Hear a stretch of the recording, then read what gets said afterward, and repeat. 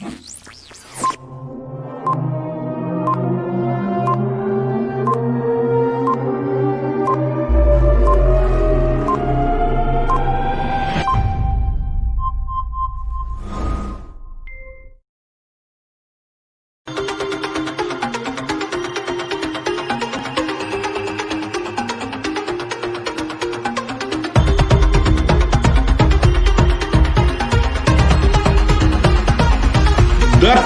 Ormoc City Division presents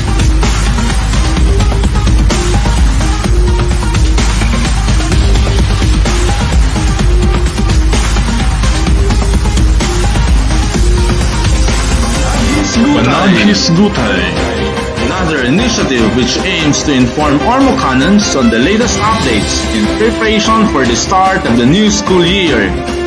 We too will discuss pressing issues and hope to give clarifications relative to the delivery of education in the new normal. This is going to be a live online program via StreamYard and Facebook pages of SDO Ormoc, with simulcast from our media partners every Wednesday at 2 o'clock in the afternoon. We call on everyone to be part of this event by sending us your queries, and feel free to share with us your insights and suggestions. Quizzes and fun trivia with exciting prizes await everyone in our takeoff. Mark your calendar and take this flight with us as we embark on a continuing action with a better perspective. Panaghisgutay! Panaghisgutay!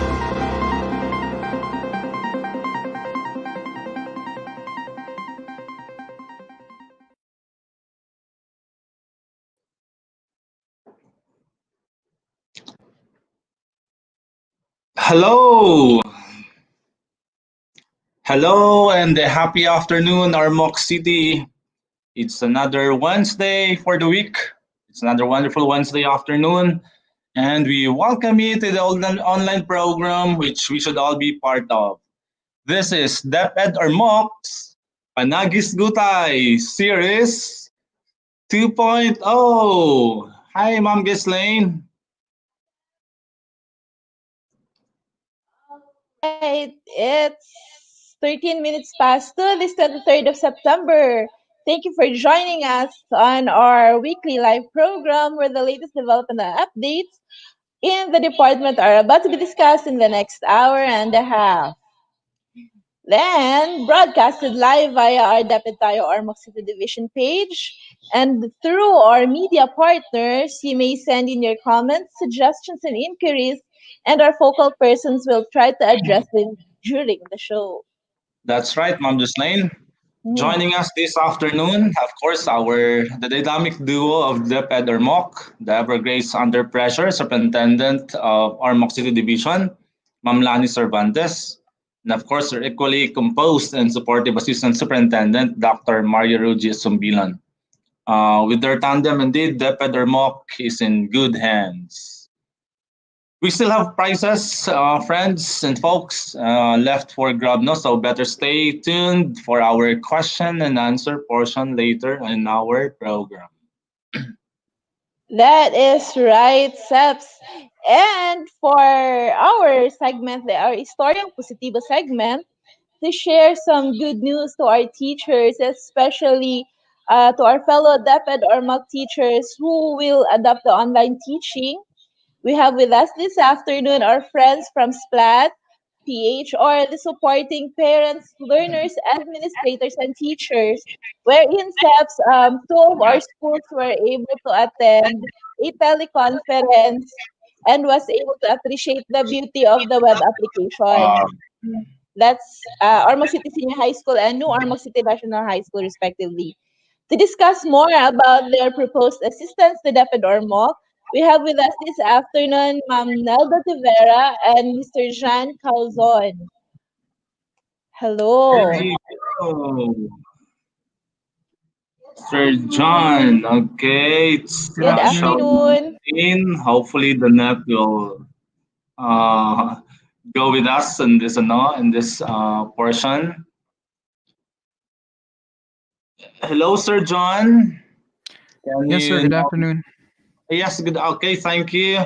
Uh, uh, is Mom Nilda De Vera also be joining us this afternoon?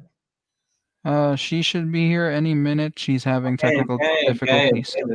That would be good.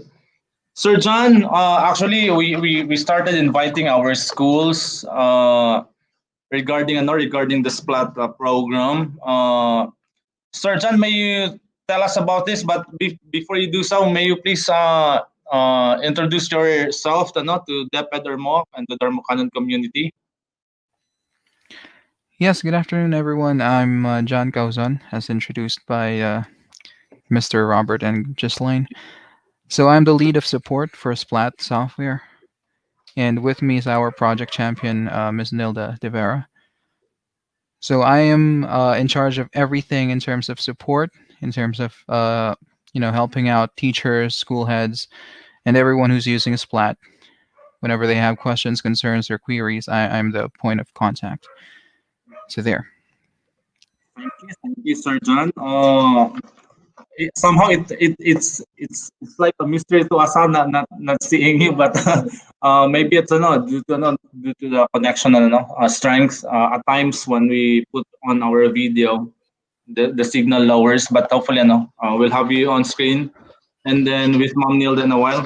Sir Jan, while waiting for Mom Nilda, may you please tell us the features of Splat. By the way, Splat, friends, refers to supporting parents, learners, administrators, and teachers. We have reported this in our division convergence of education leaders last Monday, and informed all our school heads in the division regarding the the offer and the program that's the right size is offering to us in DepEd Ormoc. And to tell us more about this, Sir John, may you please do the honor of telling DepEd Ormoc and the community about the program. Yes, sir. Thank you. So, as stated, SPLAT stands for Supporting Parents, Learners, Administrators, and Teachers. So, this is an SIS, or a Students Information System, which is now evolved to an LMS as well, Learning Management System. Uh, this app is available for teachers, administrators, parents, and their learners via Android, iOS devices, or the web, which means the desktop or PC version. So what this does is initially it's a classroom management system for teachers. Initially, before COVID hits, uh, teachers are able to track attendance for their learners using their mobile app. Teachers are able to record grades for the graded activities for all of their classes, and then those grades that are inputted in Splat are going to be exported automatically into what we call the ECR. Actually, what DepEd calls the ECR, or the electronic class record. So everything recorded in Splat will automatically be translated into school forms. So when you do attendance in Splat, by the end of the quarter, you can generate an SF2, or the monthly attendance form.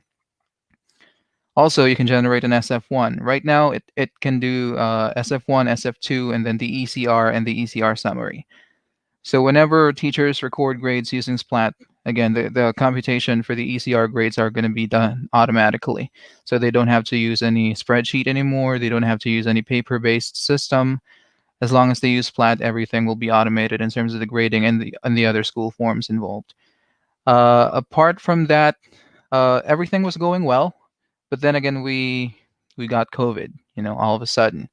So everything was going well with the classroom-based teaching method. But now we have to come up with something that can help the teachers even more since COVID struck. So we thought, why not utilize some of our existing systems and then come up with an LMS, or a learning management system, wherein teachers can create their contents, then upload those contents into Splat, and then using Splat, they can distribute those contents to their learners. So whatever contents they create using Splat, their learners can download. Once the learners download the contents, they can use those contents offline without having internet connection at all. So once they download it the first time, the students can now, learn their materials, And then maybe after a week or so, they can reconnect to the internet to upload their progress, which then the Splat system will automatically correct or will automatically check. So teachers will no longer have to do the checking of the graded quizzes or graded activities. Splat will take care of those. And then in addition, teachers can also track the progress of the learners. So who's able to download the content in the first place? Because internet connection uh, is a huge problem in most parts of the Philippines. So we don't want to create that digital divide. So we wanted to make sure that the contents are still going to be available, even if they're going to be offline. So once they download it once, they can learn the contents afterwards. So Good. that's a brief description, I guess. Right, right. No, thank you, Sir John. In fact, no, we personally are able to come up with how the system works now through the orientation that SPAT has provided us as the initial phase of telling DepEd or MOC regarding the program, the online system that they're offering to us.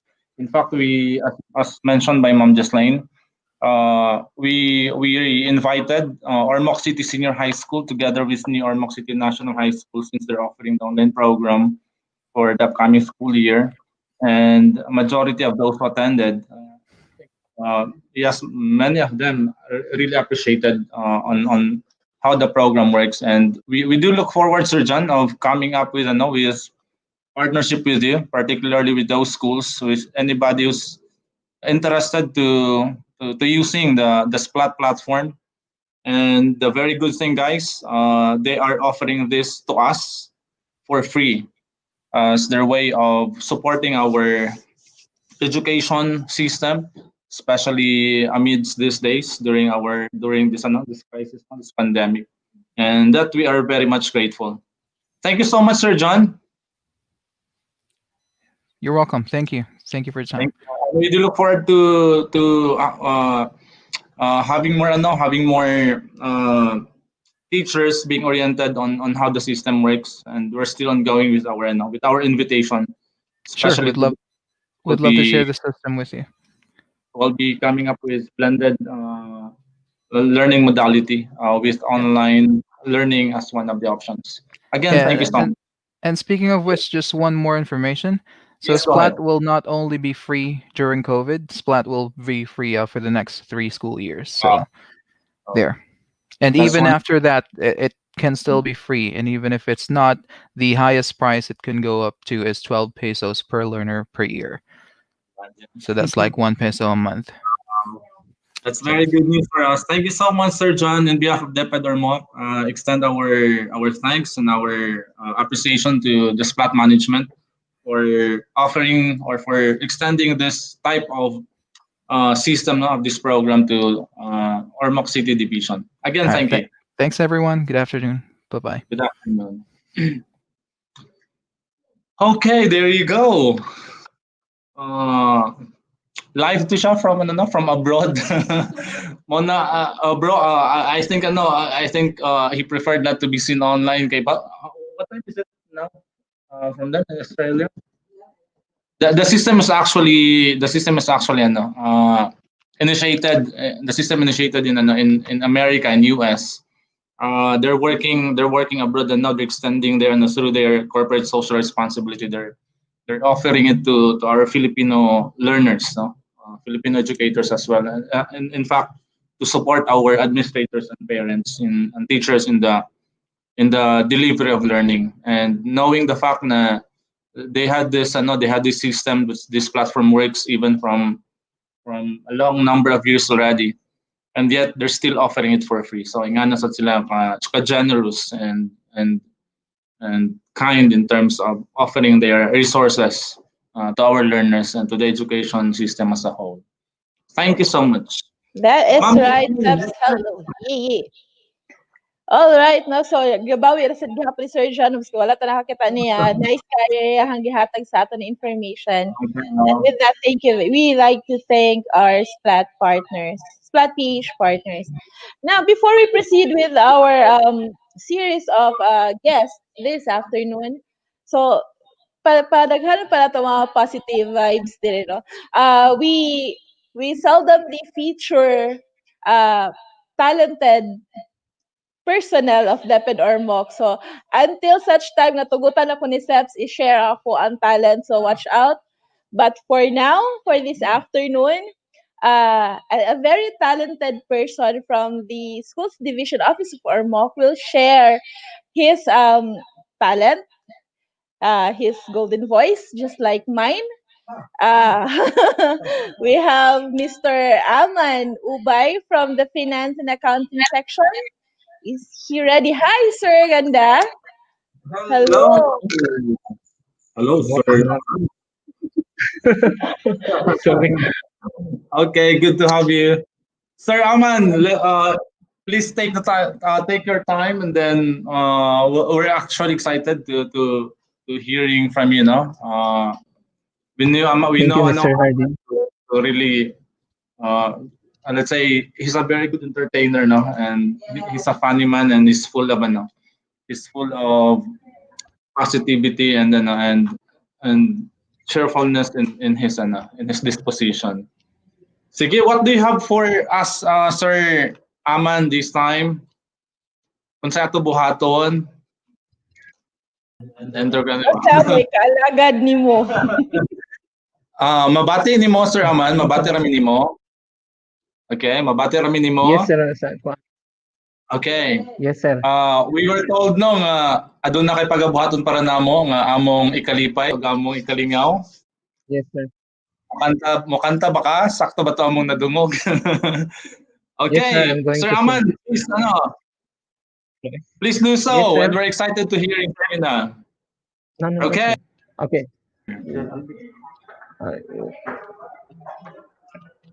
Hi, Sir Alvin. Mana?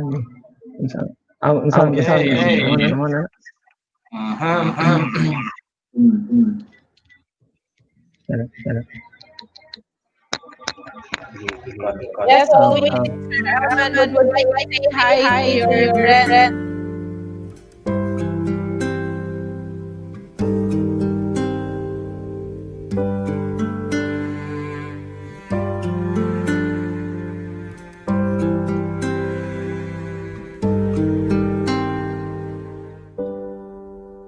Ako ay nagdadali sa init ng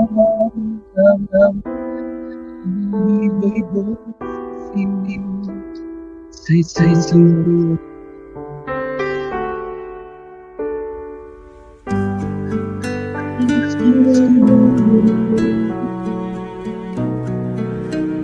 Nakitay aking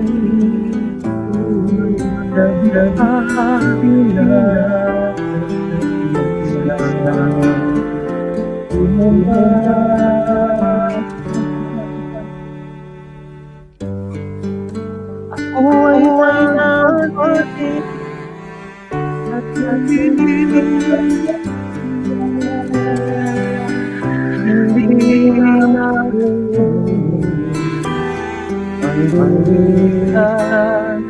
dahil ko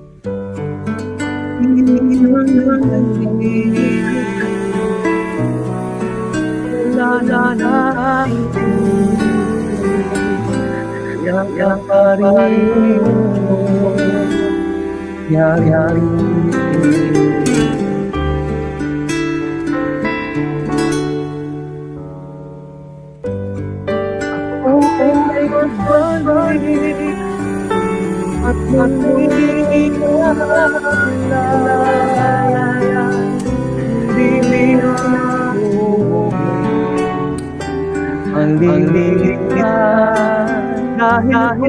lilitan dahil yak parang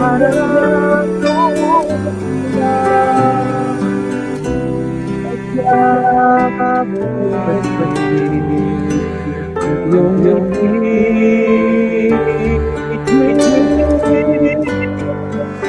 ulit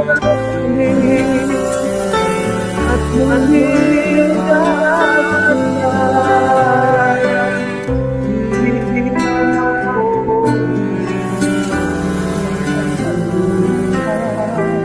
Hindi na ako kain ko yakap ko mamaya ako ako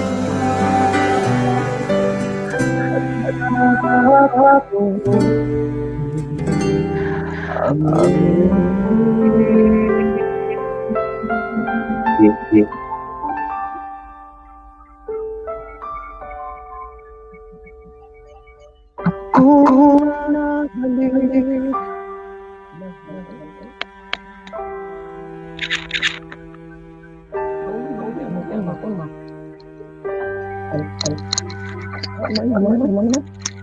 Human na. Oh, wow! Thank you, ate. It seems like you're starting to my heart, Sir Aman. Thank you very much. Yes. Woohoo! This is Sir Aman Ubay from the accounting section. Okay na, sir.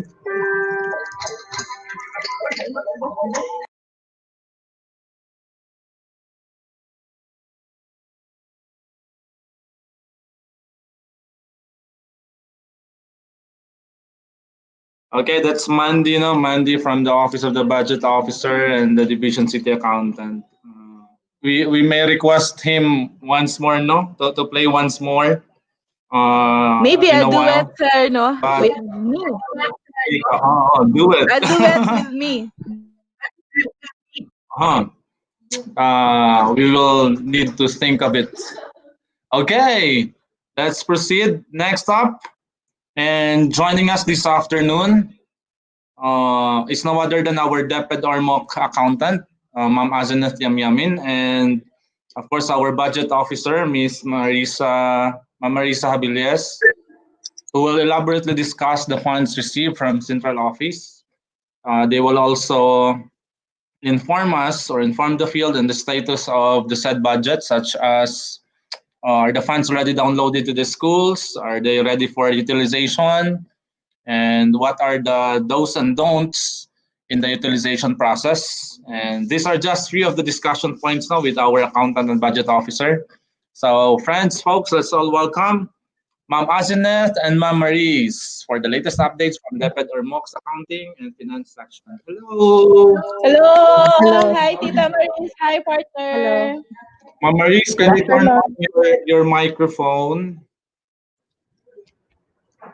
Okay, while Ma'am Maris is doing it, Ma'am Azinet, we'll Yes. give you time to say your greetings. Okay, good afternoon, Sir Hardin. Good afternoon, Ma'am Jesslyn. And good afternoon to our SDS, Ma'am Lani. Good afternoon to our ASDS, Sir Sumbilon, and to all the viewers of Panaghisgutay. Good afternoon. Okay, good afternoon. We have Ma'am Maris. Is Ma'am Maris already ready? Sir ITO. Good Okay, afternoon, Ormoc City. there you go.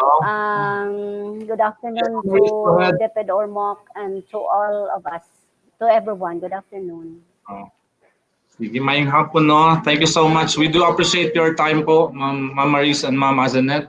We understand we have, let's Welcome, say, sir. plenty of workloads that's been placed by each one of us here in the division office, most especially sa new section.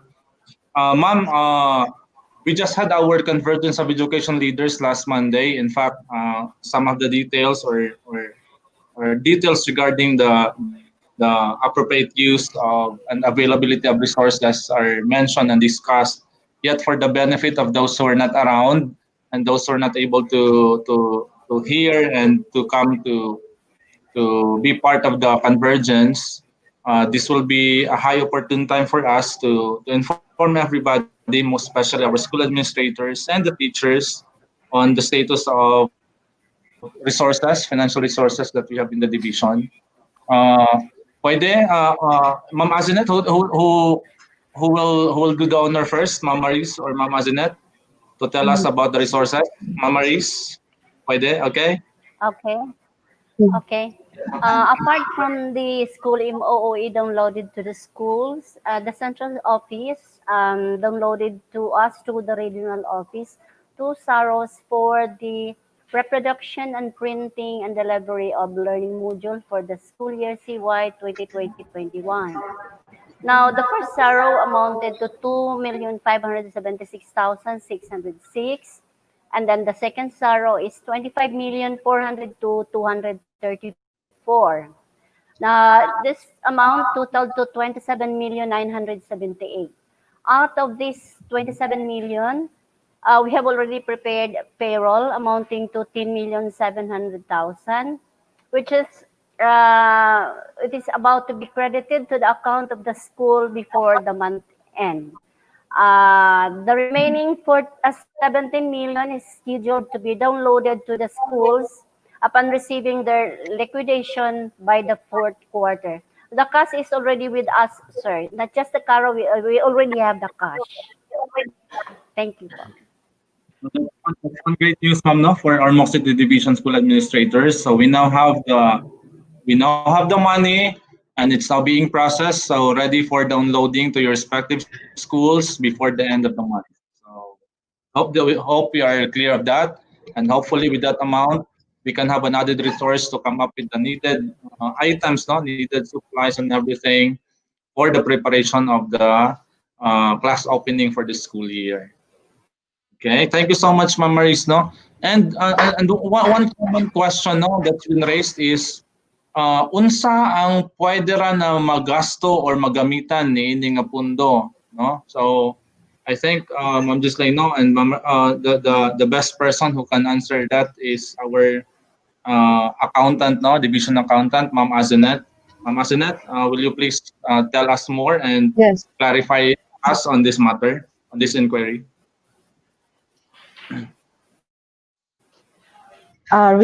So regarding the BLCT fund, the expenses for this are the following. So these are the expenses related to the conduct of activities related to procurement or in-house or by administration and or partnership with local government units and other eligible entities for the printing and delivery of self-learning modules and other learning resources such as locally developed SLMs, manuals, worksheets, and activity sheets and other expenses to cover supplies for the development of video, radio scripts or lessons, conversion of materials into accessible format and development of interactive materials, and also other expenses related to the implementation of different learning modalities. And also, they can also purchase equipment or any item less than 15,000 related to the BLCT. So just follow DepEd Order number 18, series of 2020 regarding the BLCT funds. So that's clear, no, our school administrators, no, and everyone who's working on the financial aspects of the operation of expenses, no. That's DepEd Order number 18, Ma'am Azinet, no, series Yes. 2020. Yes, sir. Okay. Yes, So sir. it's been highlighted, it's been clear, no, nga kato lang na mga areas of expenses, allowable expenses ang pwede magamit, no, for that amount, and even for the school MOE, Ma'am Azinet, right? Regarding sa school MOE, lahi siya nga DepEd Order. DepEd Order Okay. number 8, series of 2020. And also the supplementary guidelines, DepEd Order number 15, series of 2020. So the eligible expenses for school MOE are the following.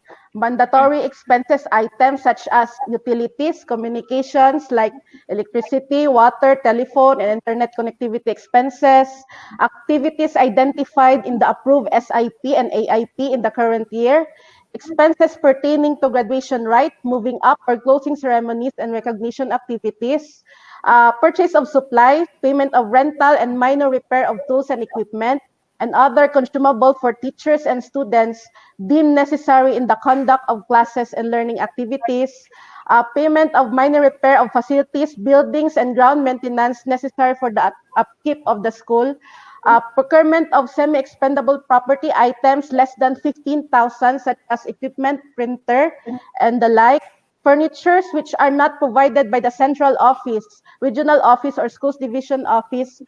Then lastly, expenses to support special curricular programs in science, sports, and arts. So if the fund for the BLCP funds is not sufficient, they can use the school MOE because under DepEd Order number 15 series of 2020, they can use the school MOE for the production and distribution of alternative learning modules. They can also use the school MOE for expenses related to development of home learning guide and also personal protective equipment, maintenance of respiratory and hand hygiene wash, then rehabilitation of water and sanitation facilities, and minor improvements in classroom proper ventilation. So that's all for the eligible expenses for the school MOE. Just refer to DepEd Order number 8 series of 2020 and DepEd Order number 15 series of 2020. That's clear, no? So hopefully, we will all be unified in terms of how things are to be spent, no, and to be with this appropriation that's been provided to us by the central office, and also with the regular monthly operational expenses that schools are provided in the division. So again, that's DepEd Order number 8 and DepEd Order number 15 for our school administrators. 15, yes. Ma'am Maris and Ma'am Azanet, we'll integrate na lang ha. We have this portion actually we call ipangutana mo sa DO. So amo na lang po ni-integrate. I actually have 2 questions on my list. I think Ma'am Ghislaine also has her list of questions coming from our viewers and from our let's say mga inboxes, no, from the FB page na to. Number 1 is actually been answered na by Ma'am Maris a while ago. Nangutan naman gud diri nga naabot na ba ko noong kwarta nga na-mention nato from our last segment or last episode, which has a total of 27 million, and then kano sa daw ni ma-download sa mga schools. So Ma'am Maris again highlighted it. Na sa ato division, we now have the money.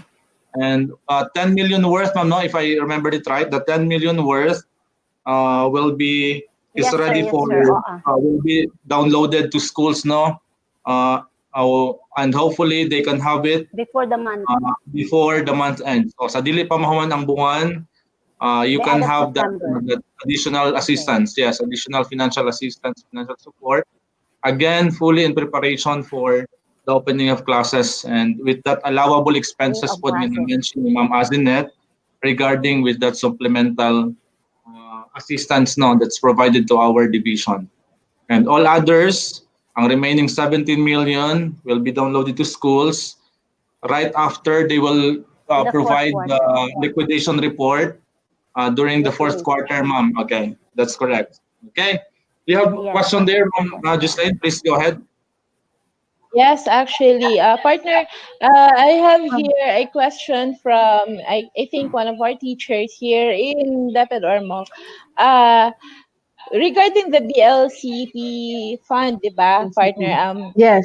Pwede nato i-charge diha delivery and retrieval of modules, am I correct? Yes, of course. Okay. But some of our teachers, hindi mali kaya na they are using their personal vehicles, either motorcycles or cars. Can they charge ba daw fuel nga i-karga sa ilaha sa pag-deliver and pag-retrieve sa mga modules? If I may answer, okay. If I may answer that question, first yes, and foremost, yes, tita. Technically, we cannot add fuel to a vehicle which is not a government vehicle. So first, okay, that's clear. Okay. we can only makatubi lang ta og fuel kung government vehicle ang atong tubilan. But in as much as necessity man ang delivery sa modules, and then we do not have much provision of transportation. Now, it is being discussed by the superintendent last Monday during the MANCOM that we are allowed to have you can avail actual traveling expenses. Because the area of Ormoc City is less than 50-kilometer radius, so definitely we cannot enjoy per diem. So what we can do is to have actual expenses of the fare, and of course, if layo na gyud ang area, we can also enjoy one meal, lunch, or if possible na di gyud ta kauli within the day, inihatod na to, inig-deliver o inig-pick up. So, pwede siya. Actual traveling expenses. Okay. So, that was clearly stated by budget officers that we cannot charge fuel sa ato ang personal vehicles regardless kung modules ang ato ang i-deliver and retrieve. Thank you very much for the clarification, Tita Maris and Azinet. Okay, that's one, that's another thing that's being clarified now by Ma'am Maris and Ma'am Asden. We actually are open to receive questions coming from the field, but this time I received one, Ma'am Maris and Ma'am Asden. Actually, this has already let's say mentioned already by Ma'am Asden. From a teacher ni siya kanang naguba naman daw iyang printer. Pwede ba daw kung siya maka-request sa iyang school head nga makapalit og printer? In a way, that's less than 15,000. So Yes, by technicality pwede siya, di ba, Ma'am Azinet, no, Ma'am Maris, Yes, but it will yes. depend, of course, with the need, no, and of course with the approval of your school administrator. Kay it has to undergo let's say management consideration, and of course decision from the school administrator. Am I right, Ma'am Azinet, Ma'am Maris? Yes, sir. Yes po, sir. Yes, sir. The printer, sir, is personally owned by the teacher? Or is it by the For the school? school, Owned by the school? for the school kay group of group of grade Owned by the, levels. Yes, the okay. printer is intended to be used by the teachers for the schools. School rated UPF1. In the printing and since reproduction naman of the money modules. we downloaded, we are about to download to the school, the BLCT funds, it's solely for the reproduction, so that includes printing, and in printing that needs printers. So, sa decision na siya sa kanang school head. And first, if they decided to purchase a new printer, they should see to it that they have revisited their school improvement plan. They have adjusted all their needs, which is in accordance to the need of the learning continuity plan. So once those items needed already reflected in the SIP, then they can now proceed to the procurement if and when the school head decided to purchase. Okay. So, okay, hope that's clear, no? So for teachers, I understand mo nga with the volume of in terms of numbers, no, in terms of modules to be reproduced. Nagkaguba-guba and they needed to come up with an added resource para mas madali ang trabaho, and that we can ensure that everything else is ready, most especially with the learning modules, comes the opening of classes in October. Sir? Yes, please go ahead, Ma'am Azinet. Sir, I have additional, if the purpose of the printer is for the printing of modules, they can charge it to the BLCP. Okay. So that's Then, one thing. yes. Yes. Then also, it should be less than 15,000. Okay. So they could not purchase a printer more than that threshold. Okay. So klaro siya, no. So pwede siya ma-charge dito sa BCLP na nga fund, no. Katong sa 10 million na ni siya, Ma'am Maris, no. mahatag na to sa mga schools before the month ends. Okay, hope that's clear, and to the school administrators know that they will be having an additional support in terms of the needed expenses para nining mga trabaho na to, most especially with the preparation of the learning modules, the learning activity sheets, among others, sa pag-abdi sa klase. Do you still have more in your list, Ma'am Gislaine, in terms of inquiry? Actually, na-answer na siya, Seps. Nangayo ra sila sa kung unsa nga DepEd orders ang pwede nila nga download para ani nga para mabasihan nila. Right. That's all from me. I only have 3 in my list, so that could mean as well na nakasabot na ang kadaghanan. They are aware on how things are to be done, no, and what are the allowable expenses. So that's one good thing. And then kung nakasiguro sila yung mga specifics pag yun, or point of inquiry that may involve or may engage technicality on the expenses or on the use of the money, you are free to visit, no, and to give us a visit in the division office, particularly the finance section with Ma'am Maris and Ma'am Azinet. They will be very much willing and to give you technical assistance and to give you answers to your questions and to provide you with the needed support, diba? These are 2 of the, let's say, very hardworking personnel in the division office kay sa nature silang trabaho. Ma'am Maris and Ma'am Azinet, before we go, any words which you would like to extend to our DepEd Ormoc, especially to our school administrators? So nahon nato si Ma'am Marisa. Okay. For me personally, I am optimistic and I do believe in the sincerity and dedication of our school managers in the respective fields as frontliners. Most of them, if not 100%, our school administrators are competent and seasoned by time, and as far as implementations of the programs and projects is concerned, they are very dedicated. So with the support from the central office, from the regional office, and of course from the LGU, with the leadership of the school division superintendent, Ma'am Lani, I believe that Ormoc City can deliver. We will have a continuous reproduction and distribution of the learning modules of learners to our learners. And all systems go for the opening of classes this coming October 5. Good afternoon. Thank you so much, Ma'am Marisa. Very well said. Miss Universe about Tita Maris. Let's give Ma'am Azinet a time now. Any words, Ma'am Azinet, or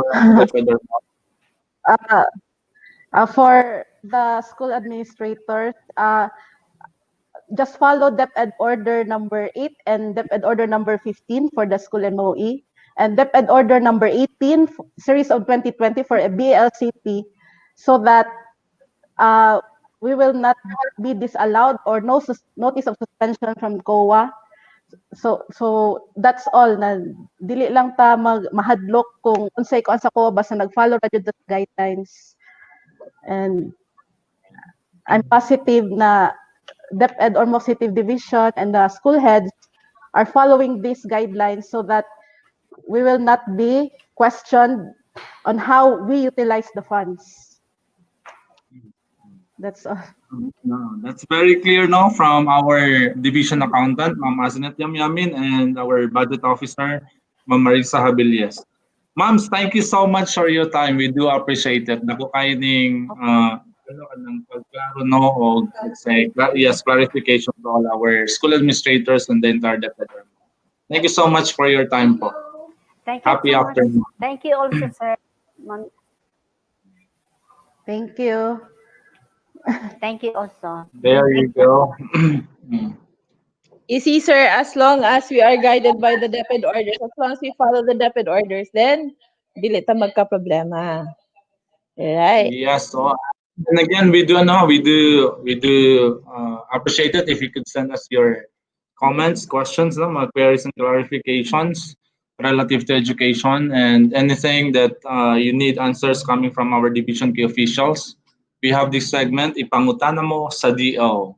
Okay, before hearing message no, coming from our schools division superintendent, may we give the time to our the backstage director, With the updates. our IPO, Sir Alvin Susmenia, for a brief updates now regarding the use of Office 365 and DepEd Commons, which is actually being directed by the national office. Let's all welcome on board, on screen, Sir Alvin Sorima Susmenia. Bro, Sir Alvin, please do the honor. Okay, good afternoon. May hapon. Yes, may hapon. Pwede pakita ang now? Nandun sa Now? kanya. Okay, Namo ko nag-send view. Namo ko na naong good. Okay, can you please show your face forward? Kana, okay. Okay, there you go. Just a quick reminder, because at 4 o'clock I will be having an update also after the Panaghisgutay. So dagan may nag-follow karon na nakita no. So ako lang ni siya ihatag nga update regarding sa DepEd Commons kay mao'y current na mo nga discussions online with my co-ITOs across the land. So last Monday, nag-update ani last Monday. Okay, nag-update ani last Monday si Robert. Siguro namati si Robert. So DepEd Commons, okay, nana na siya naka-post sa mga Facebook o YouTube about DepEd Commons. So teaching and non-teaching personnel of DepEd are now pwede ba nato tawagon mandated or required to activate the DepEd Commons. Kaso, prerequisite sa DepEd Commons, you must have an active Office 365 account or the O365 account. So, parehan yaning sa next screen. So, problema kay na siya. Kay pag login sa O365 na ni-pop up nga message, your account is temporarily locked to prevent unauthorized use. Try again later. So nahitabo ni siya tungod kay dunay incorrect entry of password repetitively or wrong password inputted or incorrect or not following of instructions in resetting of password. So by the way, the O365 accounts had been deployed starting November of 2019. Halos every week, if not twice a week, nag-release ta, nag-deploy ta og Office 365 since November. Then gipa-activate, tinayuban wala na-activate. Karon pending dagan kayo request for reset password. So until such time nga maka-receive mo sa inyong DepEd email o notification that your Office 365 password has been reset, i-reset dayon siya. Tapos, i-activate an Office 365. So at 4 o'clock, I am inviting all those who are present right now to continue the not to continue, to shift to another live streaming sa SD Ormoc Innovators. So, ang DepEd nag-release og DepEd email via Google, then nag-release yung Office 365 via Microsoft Edge or Microsoft Office, and now an application wherein teachers and learners, even parents, both public and private, can access kanang sa mga gitawag nato nga mga other resource materials. So kung wala nakalimot sa password sa email, so kanang first nga URL Ormoc Email Services 2020 ana dito pag-request sa imong password. Dili isend sa PM si Robert kay mapuno atong inbox sa ato Messenger. Then ana pag-request. Then kung sa Office 365 account nga nagyapon mag-request sa O365 request-ormoc. So ang basis niya ni ang Central Office of the Undersecretary for Administration nag-release aning data gathering on preferred mobile internet network provider. So dili mi kabalo og kanus agyod ang bidding kutob sa naka-register or naka-activate sa ilang DepEd Commons nga teaching personnel dunay internet allowance kay kinalaman nig internet ning mobile pohon. So although free pa ni siya karon ang iyang access, so na particular nga time o period nga mo need na siya og kanang load. So for that, ang DepEd nasa proposal, ang dili na proposal, nanay schedule for bidding kung unsa nga network. Kay dili ta mo receive sa amount para sa internet allowance, instead ang DepEd Central Office mao'y magbayad sa atong load kung asa nga telco ang makadaog. So ang atong mga teachers kay na may Globe na smart, so klaron og pila ka buok ang nasa smart, pila ka buok ang nasa Globe, then ang central office based on the data gathering, kung smart ka or Globe, maka-receive na lang ka sa imong load. Okay si Robert no? Yes, so please go ahead, Sir Alvin. Okay. So sanglit, napay time, although nag-deadline last Monday 12 noon, extended siya karon, extended po ang among capacity building sa mga ITO until Friday. So na ko'y schedule nga later at 4 p.m. nga update, tapos on Friday morning we will be having an urgent ICT conference that will focus on DepEd email, O365 and DepEd Commons. Na mayuban nga di na lang ko mag-activate niya na, pero sayang ang load si Robert. Ma'am Gislaine. Okay. Thank you so much, Sir Alvin Susmenia. Maura to, Sir Alvin, no? Na-cover ito na, no? Anyway, that's for the benefit of those who are not able to take the info and the details regarding ICT's ITO's updates last Monday. But rest assured na we will have to ensure that everyone will be able to come up with the upgrade at the same time with the reactivation of our DepEd Commons account together with the Office 365, so that we can have a full access of all these educational resources, most especially teachers, who are very much needing these resources online. Okay. Thank you so much, Sir Alvin Susmenia. That's our ITO, Division ITO. Thank you. Okay. We'll be having our trivia, Ma'am Gislaine. Yes, before that, sir, I have another update here. Okay, please proceed. From the School Governance and Operations Division at from the Social Mobilization Networking, we have Division Memorandum number 390, SEPS ang ato ang on the reschedule for the conduct of the provision of technical assistance relative to partnerships and linkages.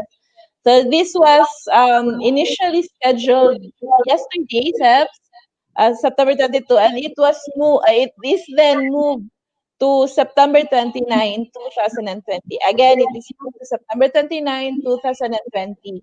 Same time. Yeah. Okay. There you go. So that's a reminder to everyone. And okay. We have this trivia. Oh, Ma'am Gislaine is back. Okay, are we good online? Are you still seeing me there? Okay. Here's the question. Kung naminaw lang tanong kung nasundan lang natin ang discussion or ang update or clarification coming from the Office of the Finance, with Ma'am Marisa Habilles and the Budget Officer, and Ma'am Azinet Yamyamin, our Division Accountant. Surely you can have the right answer. Okay. Here's the question. Unsa ang tawag or unsa ang DepEd order na naglangkob, or what DepEd order covers the policy guidelines for the provision of learning resources in the implementation of the Basic Education Learning Continuity Plan, or the BELCP.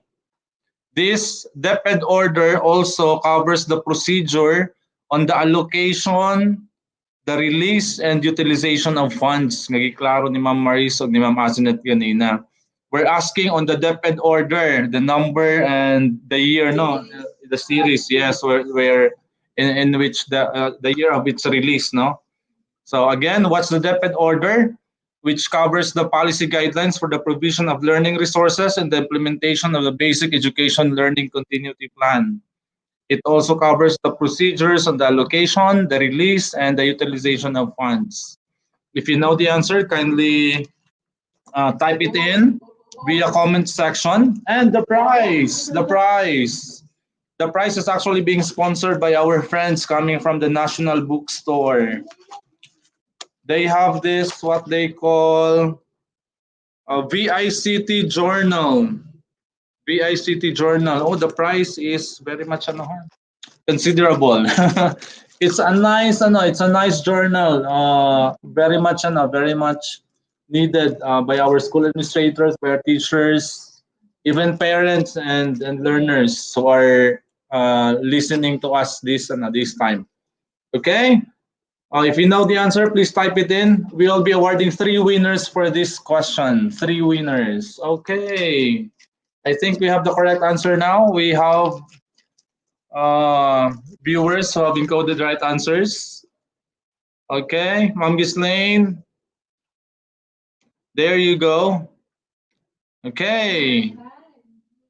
Sir ITO, Sir Alvin, can we flash on screen? The correct answer is actually DepEd order number 18, series 2020. Again, DepEd order number 18, series 2020. Pasig mo pa ipag-type ba? Okay, we have Ma'am Marifet Taneo. Okay, Ma'am Marifet Taneo. I think it's a teacher now. Okay, Ma'am Marifet Taneo, DO number 18, series 2020. Congratulations, you just have this VICT journal from National Bookstore. We still have one, Ma'am Gemma Gubalani. Correct, DO 18, series 2020. Wow, very good. Ma'am Gemma is from Regional Sports Academy, which will soon become Eastern Visayas Regional Sports Academy. See? And one from finance.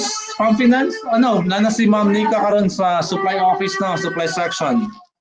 Ma'am Nika Kalibo, DO 18, series 2020. And that completed the 3 winners for this afternoon. Yay, congratulations. Congratulations, Uni! You may claim your prize at the Social Mobilization Networking Unit thanks to National Bookstore, Robinsons, and SM Branch. Claim your prize from Ma'am Ghislaine Abalye. Okay, there you go. We have a few minutes left. Just an update. Just this morning we attended a special committee meeting.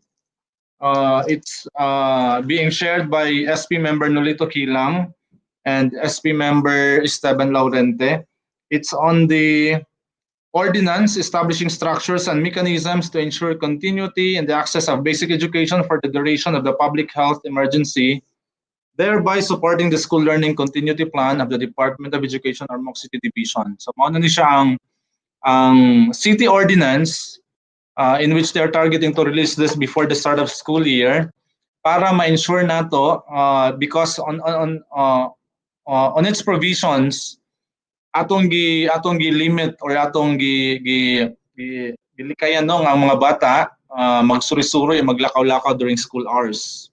So there are indicated mga penalties and mga reprimands to both students and also to parents nga dili magatiman sila mga anak no because we are expecting during the implementation of the distance learning modality, dapat ang mga bata, we understand, lagi silang balay during school hours. We're expecting like to have 2 hours no, in the morning, 2 hours in the afternoon for junior high, and the minimum no, of 1 hour no, in the morning and 1 hour in the afternoon for the elementary students. So that's a very short period of time for them to focus on the activities, on the learning modules that they are to work on. So dapat dili nila usikan. So that we are unifying the time schedule so that all the barangays, the 110 barangays on our Ormoc City Division, can uniformly adopt and implement, execute the ordinance to ensure that the delivery of quality education is still there, no? Will still be within the reach and can be taken by our school children even despite the new situation, no? The new educational setup that they will have these times, no? So we are hoping na the soonest possible time they can have this enacted as an ordinance, then to be adopted by the 110 barangays. Okay, just in time with our 1 hour coverage, Ma'am Jocelyn, no? We are notified that Ma'am Lani Cervantes and Assistant School Division Superintendent had an urgent committee meeting, no, this afternoon to discuss on the National Literacy Council. So their presence is very much needed in the committee meeting, that in that council meeting. So we apologize. We cannot hear them by now, but we'll be finding a way to also have their message aired and delivered to you at our later schedule. Maybe we can post their messages via our DepEd Tayo FB page and ang atong online media portal, no. Okay. Some other words and updates coming from you, Ma'am Jocelyn? None? Okay. Congratulations, no, to all our winners. Thank you so much to our visitors, Ma'am Maris, Ma'am Azinet, and yes, Sir Mandy, and to our friends coming from the Splat Management, no, the Right Size Management, for being part of this segment of Panaghisgutay this week. And at this point, we'd like to express our appreciation to everyone, our DepEd Ormoc, our Ormocanon community, for always being part of this weekly program of DepEd Ormocs. And this is Panaghisgutay. Okay, that's all the time we have. Thank you, everyone. Good afternoon. IT team, thank you so much.